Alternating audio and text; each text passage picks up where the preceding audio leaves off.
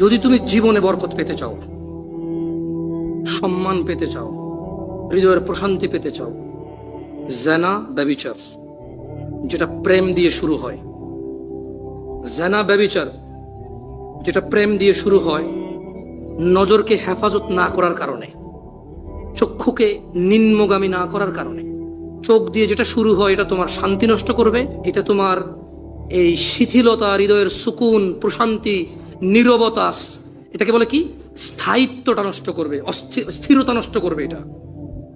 ছোট ভাই, তোমার প্রতি আমার নসিহত, তুমি কে নীল পড়ছে, লাল পড়ছে, কে ছোট পড়ছে, কে বড় পড়ছে, তুমি এগুলা মেজারমেন্ট করার দরকার নাই। তুমি নিচে নজর রাখো, হাঁটো, তোমার এটা জানারও দরকার নাই আজকে তোমার সামনে দিয়ে কয়টা মেয়ে কি পড়ে গেছে তুমি দেখোই নাই। তুমি নিচে হাঁটো, যথাসম্ভব তুমি যতটুকু নিচে দেখে হাঁটা সম্ভব তুমি তোমার চোখকে হেফাজত করো। লজ্জাস্থান হেফাজত হবে, লজ্জাস্থান হেফাজত হলে তোমার হৃদয়ের প্রশান্তি নষ্ট হবে না ইনশাআল্লাহ।